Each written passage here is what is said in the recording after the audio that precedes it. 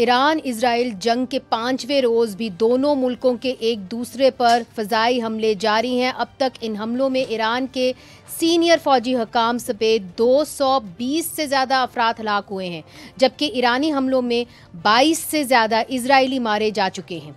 Israel ने ताज़ा हमलों में ईरान के सीनियर फ़ौजी कमांडर अली शादमानी को हलाक करने का दावा किया है। इसके अलावा कल रात इजराइल ने ईरान के एक सरकारी टीवी को निशाना बनाया, जिसके मनाजिर पूरी दुनिया ने बराह रास्त देखे। जबकि ईरान की सरकारी न्यूज़ एजेंसी के मुताबिक ईरानी मिसाइल हमलों में इजरायली खुफिया एजेंसी मुसाद के दफातर को नुकसान पहुंचाया है। दूसरी तरफ अमरीकी सदर ट्रंप ने कहा है कि उन्होंने सीज़ फायर की बात नहीं की, बल्कि वो चाहते हैं कि ईरान मुकम्मल तौर पर अपना जौहरी प्रोग्राम ख़त्म कर दे। इनका मज़ीद कहना था कि फ़िलहाल वो ईरान के साथ बातचीत के मूड में नहीं है। जबकि इससे पहले G7 मुमालिक ने मुश्तरका एलामिया में कहा है कि ईरान इलाकाई अदम इस्तेहकाम और दहशत गर्दी का असल जरिया है।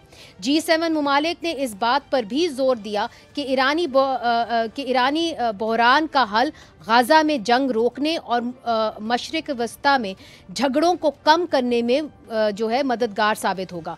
वाज़ेह रहे कि G7 में अमरीका, बरतानिया, कनाडा, फ्रांस, जर्मनी, इटली और जापान शामिल हैं।